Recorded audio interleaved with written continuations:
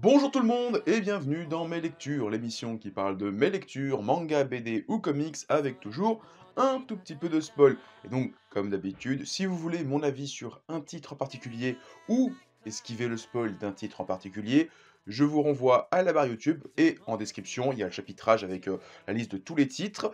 Tant que j'y suis, en description, vous avez un lien vers tous mes réseaux, Twitter, TikTok, Instagram. Et tant que j'y suis aussi, pensez à mettre un petit pouce bleu, à laisser un commentaire, à partager, ça fait toujours plaisir et ça permet à la chaîne de grandir et à la vidéo d'être plus visible sur YouTube. Voilà, maintenant que j'ai tout ça, on commence maintenant. On commence avec Astro Boy, le quatrième tome. On continue le marathon Astro Boy. Donc cette fois, on est sur deux histoires, le corps des hot dogs et Roboland. Donc encore une fois, je fais une petite pub à Capsule Manga qui a fait un boulot de ouf et qui a fait un drive avec un PDF, un PDF avec le listing de toutes les œuvres. Et donc là, on est sur des œuvres écrites entre 1961 et 1962. Donc on est un tout petit peu après Captain Ken. Visuellement, bon, on sent encore l'amélioration en termes de découpage, en termes de dessin. Comme je dis, surtout quand on voit le tome 1 où ça fait très Popeye, là on sent quand même que les cases respirent un peu plus, il y a un peu moins de cases concentrées, le trait est un peu plus épais, enfin voilà, c'est un peu plus cool. Les deux histoires sont sympathiques, après on reste quand même... En fait c'est marrant, c'est que ça oscille entre des moments très comiques et des propos des fois un peu plus sérieux, notamment le corps des hot dogs avec donc ces chiens qui deviennent des robots, donc il y a un petit peu, il y a vraiment tout ce délire, la place du robot, l'humain, qu'est-ce que je suis exactement, qui est super intéressant. Roboland, on est quand même sur quelque chose de beaucoup plus cartoon, avec un parc d'attractions avec des robots, il y a un robot, il s'appelle Hades, c'est le roi, il est méchant, etc.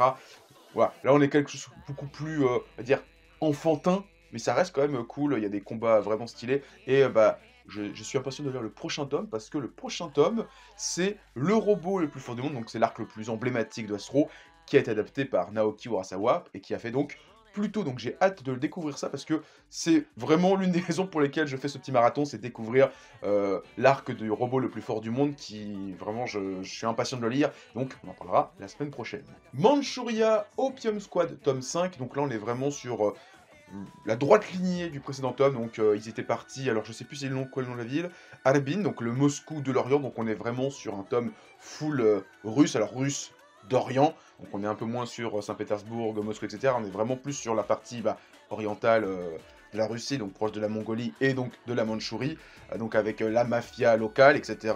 Vraiment cool, c'est vrai que c'est une chose, j'en discutais une fois avec quelqu'un il y a pas longtemps, tout le monde disait oui, Manchuria Open Squad, c'est le Breaking Bad, etc. C'est vrai que sur le tome 1, c'est très Breaking Bad, mais depuis, on s'est éloigné à 2000% de Breaking Bad, parce que là, on est vraiment sur des délires très locaux, dans le délire du coin, donc genre la Mandchourie des années... donc on est pendant la Seconde Guerre mondiale, à la guerre de Mandchourie, donc dans les années 40, 30-40, et un petit peu toutes les cultures du coin. Donc là, on va explorer un petit peu la culture russe orientale, vraiment intéressant avec ce personnage-là, et on va dire une sorte de mafia proche du KGB, même si c'est peut-être pas encore le KGB, je sais pas trop, si c'est la Russie URSS, ou si c'est encore avant ça.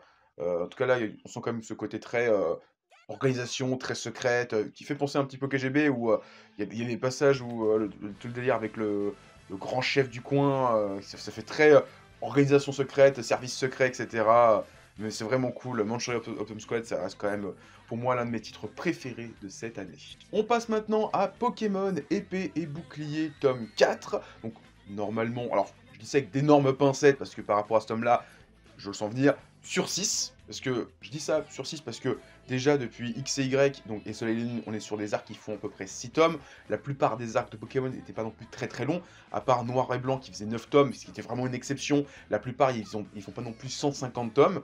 Le fait que dans ce tome-là, on arrive quand même sur la fin de l'arc narratif des Pays Boucliers, donc on sait qui est le grand méchant, ils vont l'affronter, ils ont quasiment fait tout le tour des combats d'arène, il en reste plus qu'un normalement, là ils étaient en train d'affronter, ils affrontaient le champion de type Ténèbres, donc c'était l'avant-dernier si je dis pas de bêtises, donc il reste plus que le champion de type Dragon, le septième, donc 2 tomes pour le champion de type Dragon, le tournoi, et battre le grand méchant, surtout qu'il est apparu à la fin du tome. Je me dis, bon, il reste plus que 2 tomes. Alors, clairement, il pourrait aussi faire un tome en plus sur les DLC. l'île Couronneige, enfin Couronneige et Isole Armure. Mais pareil, tu fais pas 150 tomes dessus, tu fais peut-être un tome et demi. Donc clairement, je sens que il reste plus que 2 tomes de Pokémon épée et bouclier. Toujours aussi cool, même si je trouve quand même que ça pulse un petit peu. Tu sens que ils veulent aller très vite, parce que déjà, bah, il y a Écarlate et Violet, Violet et Écarlate, si je dis pas de bêtises, j'ai plus le nom, qui arrivent dans pas longtemps. Donc, et je pense qu'ils sont peut-être un petit peu à la bourre, malgré le rythme qui s'impose, etc. Ça reste cool, mais c'est vrai que je trouve quand même que autant le début prenait pas mal son temps, genre un tome entier pour la première arène, on découvre les personnages, et là en fait on enchaîne combat sur combat, t'as même pas le temps de souffler en fait que genre à peine ils ont battu le champion de type roche ou sol, je sais plus, et donc qui a aussi sa mère qui est type glace, qu'on te dit ouais bah machin il l'a battu, machin il l'a battu, machin il l'a battu. Genre t'as une page pour te dire tous les combats, qui c'est qui a gagné, qui c'est qui a perdu, et c'est un petit peu dommage, on prend vraiment pas ce temps là. Mais ça reste sympathique. Moi, je continue Pokémon parce que voilà, j'aime beaucoup l'univers qui a été créé avec donc la saga La Grande Aventure. Même si c'est vrai que là, je trouve que Épée Bouclier, ils rushent un petit peu, peut-être parce qu'ils n'ont pas trop le temps et que bah, le prochain jeu arrive et qu'ils veulent pas prendre trop de retard. Et maintenant, je sais que ce que j'ai compris, c'est qu'ils ont terminé un petit peu tous les arcs narratifs, Noir 2, Blanc 2, Rose, etc. Peut-être qu'ils ont beaucoup plus de temps pour faire Pokémon et peut-être que Écarlate et Violet sera beaucoup plus fluide et moins stressant en termes de rythme. Chez le Lézard Noir, j'ai pris Le Jour du Typhon. Alors j'ai aussi pris Box, mais j'en parlerai la semaine prochaine. Donc Le Jour du Typhon, c'est un recueil d'histoires courtes de Keigo Shinzo, donc l'auteur de Mauvaises Herbes, de Tokyo Allen Brew, de l'auto-école, de je sais plus quoi, c'est l'auto-école quelque chose, et Summer Lave, si je dis pas de bêtises. Un auteur que j'aime beaucoup, donc là c'est ses histoires de jeunesse qu'il a écrit, si je dis pas de bêtises c'est marqué au tout début, non c'est marqué à la toute fin, comme par hasard, je crois que c'est marqué ouais, 2011, 2008, 2008, 2008, 2012, 2011, 2011, donc on est vraiment sur ces œuvres qui ont peut-être une décennie. C'est sûr qu'après m'être tapé Mauvaise Herbe et Summer Live, on est un peu sur des histoires un peu de jeunesse déjà, mais c'est pas un défaut, et c'est vrai que c'est un... Après, je trouve que quand même, c'est le genre d'histoire qui est sympathique, mais c'est vrai que sur 20-30 pages, tu sens que il y a sa patte graphique qui évolue, on voit cette évolution, c'est les thèmes qu'il aime aborder qui sont là, donc tout ce côté social, mais c'est vrai que ça se voit il faut qu'il raconte des histoires beaucoup plus longues, et donc forcément, entre 20-30 pages, il n'a pas tenté grand-chose. Là où après, quand il a fait l'auto-école, c'est sur 200 pages, c'est génial, Summer Life, c'est super cool. Alors, Tokyo Bro et Mauvaise Herbe, c'est vraiment super bien, Mauvaise Herbe, c'est excellent. Là, c'est cool, mais c'est vrai que j'aurais découvert l'auteur avec ça. J'avoue que j'aurais peut-être pas tenté Mauvaise Herbe ou Tokyo Bro. Je me suis dit, ouais, bon, c'est sympathique là. C'est vrai que ça fait œuvre de jeunesse, c'est un recueil d'histoire court, donc c'est vrai que c'est destiné à des gens qui connaissent mieux l'auteur, et donc, clairement, c'est pas un titre pour découvrir l'auteur. C'est un titre quand on connaît l'auteur, qu'on connaît ses propos, on connaît ses thématiques et son style, pour découvrir un peu ses œuvres de jeunesse, un peu comme l'anthologie de Tatsuki Fujimoto, qui est sympathique, mais c'est vrai que tu l'apprécies d'autant plus quand tu connais la carrière de l'auteur, parce que tu sens un petit peu déjà ses influences, etc. Mais ça reste sympathique, j'ai bien aimé, surtout qu'en plus il a varié un petit peu son trait, par moments il y a des fois où on reconnaît un peu son style, mais il a fait des variations, ce qui fait qu'il a peut-être un peu cherché sur comment il voulait dessiner, et ça reste sympathique. Donc voilà, en tout cas, très content le jour du typhon. On parle maintenant de Kiyun et le second tome de Beast Complex. Alors, ça m'a fait pas mal rire parce qu'il y a un petit mot de l'auteur qui dit « Voici enfin le nouveau tome de Beast Complex. Désolé de vous avoir fait attendre. » Et c'est vrai que je crois que le tome 1 est sorti l'année dernière. Donc on a attendu presque une année entière pour avoir la suite, alors que je crois qu'au Japon c'est déjà terminé depuis très longtemps, enfin si je dis pas de bêtises, et qu'il reste normalement qu'un seul tome, c'est une série en 3 tomes si je dis pas de bêtises.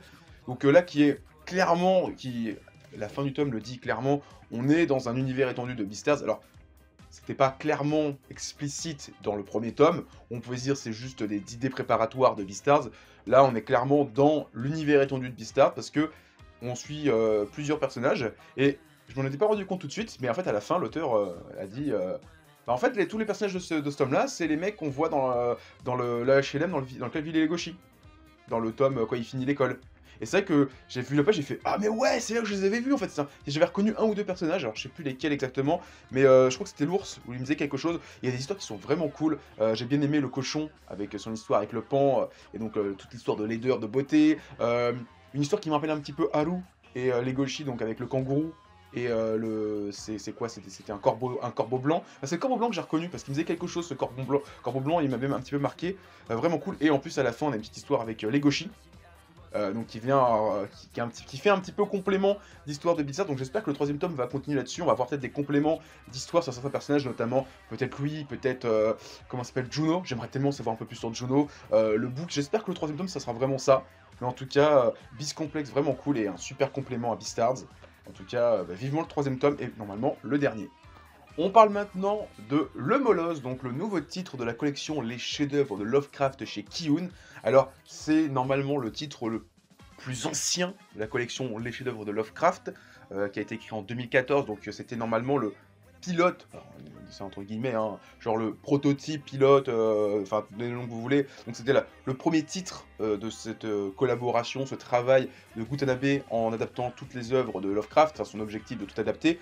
J'avais un petit peu peur, parce que moi, quand Kiun a annoncé, oui, on va adopter tous les chefs-d'œuvre de Lovecraft de Gutanabe, j'avais regardé un petit peu ce qui est sorti, et j'avais vu qu'il y avait des titres qui étaient déjà un petit peu sortis depuis quelques années, notamment La couleur tombée du ciel, Dans l'abîme du temps, enfin, il y avait plusieurs titres avant Les montagnes hallucinées, et quand ils avaient sorti un de ces titres les plus anciens, donc c'était La couleur tombée du ciel, j'avais moyennement aimé, qui est pour moi à ce jour le titre le plus faible de tout le catalogue, enfin toute la collection. J'avais un petit peu peur que quand le Molosse arrive, ça soit un peu un pétard mouillé. Et il s'est fait attendre parce qu'à chaque fois qu'il s'annonce un truc, je dis mais pourquoi ils annoncent toujours pas le titre le plus ancien? Sortez le premier titre, parce que là, quand il va sortir, et qu'on sera peut-être à. On aura 10 ans d'écart entre le titre actuel et le Molosse, les gens ils vont faire la gueule. Alors visuellement ça va, on sent pas trop la déperdition du dessin, on sent pas trop que ça a trop vieilli. Et ce qui est une bonne chose, c'est que j'avais un petit peu peur que l'histoire soit un petit peu chiante, parce que je connais pas du tout le Molosse, mais en fait, ce que je ne savais pas, c'est que le Molosse, c'est 3 histoires. C'est le temple, Molosse et la cité sans nom. Donc en fait, c'est 3 petites histoires de 70 pages, donc ça fait un peu plus recueil d'histoires courtes, un petit peu comme, je sais plus c'est quelle histoire où il y a Dagon, on voit Dagon, mais ça fait 50 pages, c'est pas Cthulhu, je sais plus c'est lequel où il y a Dagon qui apparaît, mais c'est genre 20-30 pages sur Dagon, et après on passe sur autre chose, qui est vraiment super cool aussi. Et là, on enchaîne 3 histoires qui ont aucun lien les unes avec les autres. Il y a une histoire avec un sous-marin qui découvre une cité sous l'eau, qui me rappelle un petit peu 20 milieux sous les mers, mais en mode plus Lovecraftien, parce qu'il y a une cité avec des... Enfin, qui a une cité de ouf, tu te dis mais comment ça peut être aussi profond sous l'eau. Il y a le Molosse, donc cette histoire de jeune adolescent, qui en plus tout un lien avec le Necronomicon. Et c'est dommage de le faire revenir si tard ce titre, parce que bah, c'est hyper important le Necronomicon dans l'univers de Lovecraft, de ce que j'ai compris.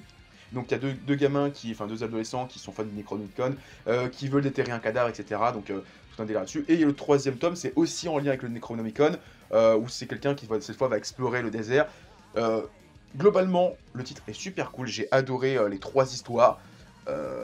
Encore une fois, c'est juste aussi, je trouve que c'est un peu bizarre d'avoir fait sortir si tard, parce que vraiment, ils auraient pu sortir entre deux, qu'on a eu dans l'abîme de... Non, la couleur tombée du ciel, ils auraient pu sortir celui-ci. Qu'on a eu celui qui hantait ténèbres, ils auraient pu sortir celui-ci, parce qu'en termes d'épaisseur, c'est à peu près la même taille.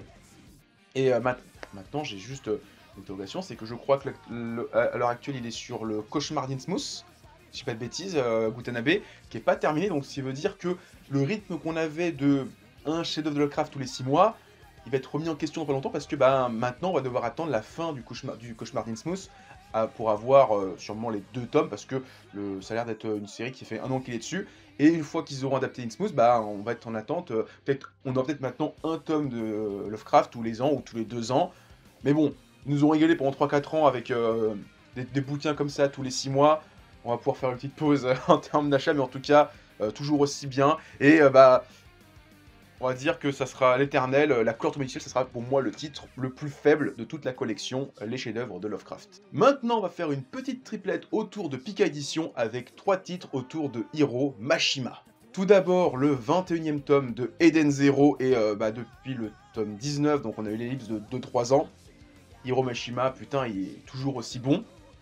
Donc là, dans le tome précédent, quand on avait vu l'ellipse, on nous avait dit oui, bon, les 6 nouveaux empereurs de l'espace de la mort qui tue, bah c'est plus machin. Enfin, il y en avait 2 qui étaient vaincus par Shiki. Donc maintenant, c'est toujours Erza, 3 mecs qu'on connaît pas, et il y a Shiki et le grand démon qui ont pris leur place en tant que 6 grands empereurs pirates de l'espace. Et donc dans ce tome-là, on nous introduit 2 d'un coup, et qui sont devenus bah, les vassaux, les sbires de Ziggy, donc le grand, pour l'instant grand méchant de la série. Il commence à y avoir des alliances entre bah, les fameux grands rois empereurs, les Yonkou de l'univers de Eden Zero, avec la marine, hein, donc les 6 Horation Seis, donc les Horation Seis de la justice, notamment bah, avec cette fille là qu'on voit sur la couverture qui se lie avec Shiki pour en défaire un. Là, ça va être grosse castagne. Clairement, on est sur du très très bon. Là, en plus, j'ai vu il y a pas longtemps qu'ils ont annoncé la saison 2 de Eden Zero, qui va adapter donc toute la seconde partie de la saga du Cosmos Sakura. Ceux qui ne connaissent pas le manga ne sont pas prêts. Clairement, l'arc avec Drakenjo, il m'a marqué, hein. Clairement, quand j'ai vu l'arc de Drakenjo, j'étais traumatisé. Et je me suis dit, là, c'est bon, Hiro Mashima, il veut faire du Rave Master 2.0, c'est fini le pouvoir de l'amitié, c'est fini les trucs gentils mignons. Là, on va être sur du sale, du vénère, du méchant. Et Eden Zero, vraiment, c'est du très très bon. Ensuite, forcément, on a Fairy Tail, l'intégrale tome 23. Donc on a fini avec ce tome-là, tout l'arc du tournoi magique qui a duré 3-4 tomes comme ça, enfin au moins facilement 4 tomes comme ça, 4-5 tomes, voire qui est très très long, qui est un arc immense, et qui en fait marque un petit peu le fait que, si ma mémoire est bonne, on arrive sur les 3 derniers arcs de Fairy Tail, mais c'est des arcs qui font facile 10 tomes, donc ils sont très très longs. Si je dis pas de bêtises, il y a Tartaros, il y a l'arc final, et entre deux, il y a encore un petit arc qui est un peu plus Avatar, si je dis pas de bêtises, qui est un peu plus court, mais qui est quand même assez conséquent comparé à ce qu'on a eu jusqu'à présent, qui était comme des arcs qui faisaient un pavé comme ça ou deux pavés comme ça. Là, on va être sur des arcs qui vont faire 4-5 pavés comme ça. Et donc, après ça, on arrive, alors, si ma mémoire est... J'ai kiffé la conclusion avec Ultia, qui va donner une petite lettre à tout le monde, qui te met une petite larme au cœur quand même, parce que tu dis, ouais, elle s'est sacrifiée pour tout le monde, et personne ne saura vraiment ce qui s'est passé, ou elle va un petit peu ignorer. Mais même si Grey a compris.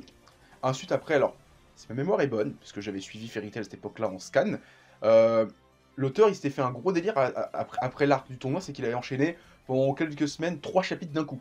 C'est un truc de fou. Et en fait, c'était pour introduire le nouvel arc. Donc, déjà, on nous présentait l'un des 4 dieux d'Ishtar, donc les 4 plus puissants mages du royaume de Fairy Tail, et dont l'un d'eux, le quatrième, est un ancien membre de Fairy Tail. On va en parler un tout petit peu après avec le prochain titre. Et donc, ils partent pour une mission, ils rencontrent la fille aux cheveux rouges qui était dans la guilde de Ravenclaw. Donc, ils vont explorer, ils trouvent un village de géants pour sauver une flamme. Donc, tout ça, c'est le début. Pour moi, c'est l'introduction de l'arc de Tartaros, parce que on commence à introduire tout le délire de démons. Et bah, j'ai hâte de lire la suite, en tout cas, parce que là, on va arriver sur Tartaros et ça va être génial. Super cool. Alors, j'ai bien aimé.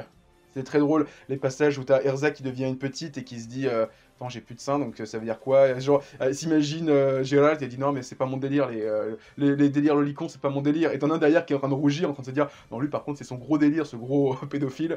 J'ai bien aimé quand Asbike retrouve sa taille et qu'elle est, bah, elle a perdu tous ses vêtements du bas parce qu'elle était trop petite, donc ses hanches qui protégeaient, qui gardaient un petit peu son pantalon bah, sont tombées, et elle se retrouve bah, juste avec un t-shirt.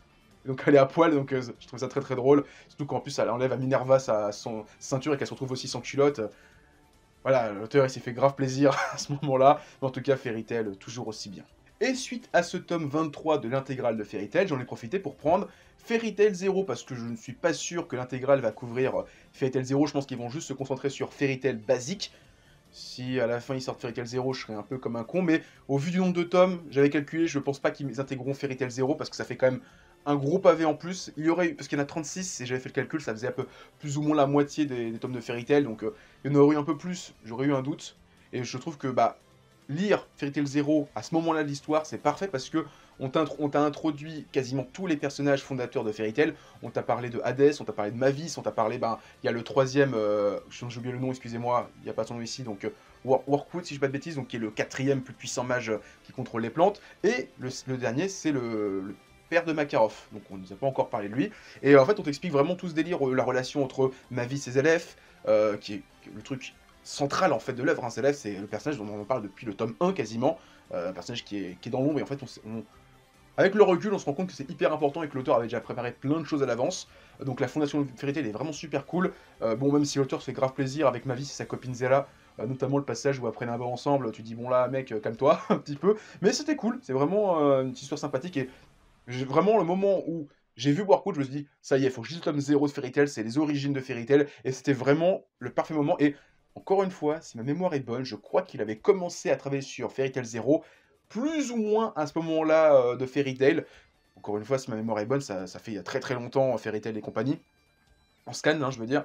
Mais voilà, c'était vraiment cool, bah, découvrir un petit peu les origines de tout le monde, même si, Hadès, c'est un peu bizarre de se dire que ce personnage-là va devenir un grand méchant. Il y a pas ce côté, tenté par le côté obscur de la force et c'est parce que à aucun moment alors si ma mémoire encore est bonne, je me souviens qu'on découvre ses véritables raisons, mis à part le fait qu'ils soient intéressés par Zelef. Dans ce tome-là, j'ai pas trop senti ce côté intéressé par Zelef. Mais bon, après, c'est peut-être ma mémoire qui fait défaut, ou c'est moi qui suis complètement con et qui ai mal lu une bulle ou zappé un passage. Mais en tout cas, Fairy Tail Zero, c'était cool. Surtout qu'on découvre. Ça va être hyper important pour la suite parce qu'on va découvrir la relation entre Zelef et Mavis qui va être hyper important pour la fin de la série. Donc là, c'est vraiment. De toute façon, c'est écrit et dessiné par Hiro Mashima et c'est hyper important. C'est juste dommage que ce soit pas dans Fairy Tail, ce soit juste un sorte de spin-off. Alors qu'en vrai, c'est hyper important pour la suite. Mais bon, je pense qu'il s'était dit faire un tome entier où on verra pas Natsu et compagnie, ça va faire peur aux gens. Alors qu'en vrai, je pense que beaucoup de gens ont kiffé Fairy Tail Zero parce qu'il y a ce côté, on voyait autre chose. Mais après, et surtout qu'on découvre en plus aussi la rivalité originale entre Phantom Lord et Fairy Tail. Parce que quand il y a le méchant, il dit ah, je créerai une guilde, elle s'appellera Phantom Lord. Et tu fais ah, pour ça que vous êtes chiant pendant 400 ans là, vous faites chier Makarov encore là, bande de salauds. Non, franchement, Fairy Tail Zero, j'ai pris beaucoup de plaisir à lire, c'est très rafraîchissant et surtout, bah, ça change un petit peu parce qu'on est plus sur Natsu et sa bande, on est sur autre chose et ça, c'est vraiment cool.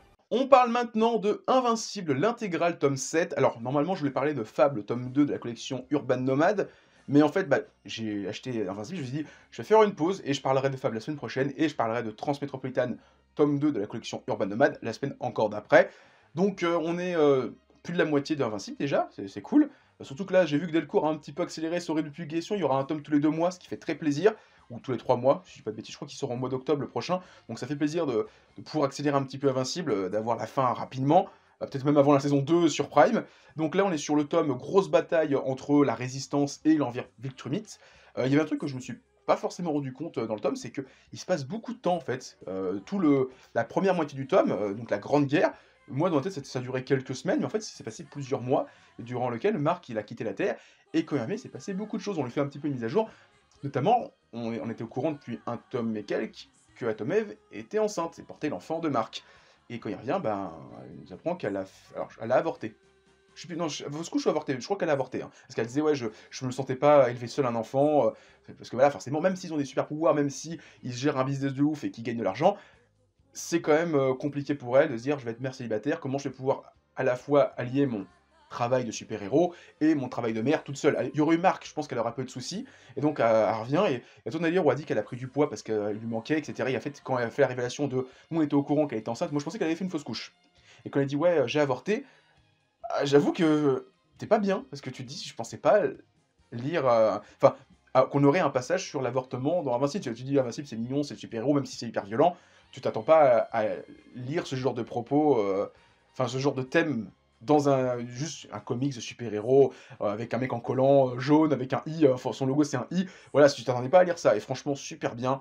Et toute la mise à jour. Alors, par contre, il y a un truc qui m'énerve un peu, c'est que tu sens que Kirkman était en train de faire son univers étendu avec les spin-offs sur. J'ai oublié son nom, excusez-moi. Il est à la fin du bouquin. Excusez-moi. Donc il y a le spin-off sur Brit qui est sorti, et tu sens qu'il commençait à parler un petit peu des gardiens du Globe et de Tech Jacket, parce que plusieurs fois ils disent un truc et ils font voir dans le tome 1 de Tech Jacket, ou voir dans le tome 1 de Brit, ou de ça. Autant Brit, bah, j'ai lu l'intégrale parce qu'il est sorti, autant Tech Jacket et les Gardiens du Globe, il n'est pas encore sorti. Alors, il est annoncé à la fin du tome qu'ils vont sortir prochainement, je sais pas quand, mais c'est vrai que là, je me dis, j'aimerais bien les lire parce que je sens qu'ils parlent de choses que j'aurais dû lire pour mieux comprendre tout l'univers de Invincible. Bon, ça va arriver, donc je suis très content, ce qui veut dire que dans quelques temps, j'aurai l'intégrale complète de l'univers d'Invincible, donc j'aurai les 12 tomes d'Invincible, et les 3 spin-offs en intégrale comme ça fait super cool, donc ça fera 15 tomes. Surtout que Brit était vraiment cool, j'avais un petit peu peur de pas aimer, et finalement j'ai grave kiffé, et je suis très curieux des Gardiens du Globe et de Tech Jacket, parce que ça a l'air vraiment super cool, Tech Jacket, c'est une sorte de Iron Man dans leur univers. En tout cas, Invincible, super bien, à voir la suite, surtout bah, tout le délire avec les Viltrumites qui maintenant vivent. Ça va être une sorte un peu de Secret Invasion dans l'univers de l'Invincible, ça va être très très cool. En tout cas, moi je surkiffe, et vraiment, on est tellement loin que je me dis. Maintenant, je repense à la saison 1 de Invincible, je me dis les gens qui ont surkiffé, mais en vrai, la suite c'est encore pire, c'est encore plus ouf. Donc ils sont vraiment pas prêts. Et on finit, comme d'habitude, avec Astérix, la galère d'Obélix, donc le tome 30, et qui sera pour moi le dernier de ce marathon Astérix, parce que, comme j'ai dit, les 4 derniers tomes écrits uniquement par Uderzo ne m'intéressent pas plus que ça. Si ma mémoire est bonne, je vais regarder la Traviata, Astérix, la rentrée gauloise, le ciel qui retombe sur la tête, et l'anniversaire d'Astérix. Moi, j'ai des souvenirs de ces 4-là, ces 3-4-là, qui étaient vraiment pas bien, donc j'ai pas forcément envie de me mettre dedans, même pour 4 tomes. J'hésite, peut-être plus tard, mais en tout cas, là, j'ai pas envie de m'y déjà, j'ai trouvé que la galère d'Obélix, c'était pas folle. Enfin, l'aventure, c'est un... Je vais pas dire ni queue ni tête, mais c'est... On est rentré dans un délire beaucoup trop fantastique pour l'univers d'Astérix, alors même s'il y a la potion magique, on était resté quand même, à part la potion magique, il y avait rien de force, totalement surnaturel. Genre, on n'avait pas de monstres, on n'avait pas de créatures magiques, ou très peu. Là, on arrive quand même sur un délire où Obélix, il boit une potion, il devient de la pierre, et après il rajeunit, ils vont sur une île, il y a des centaures, il y a des elfes, il y a des fées, il y a des Mekele. What?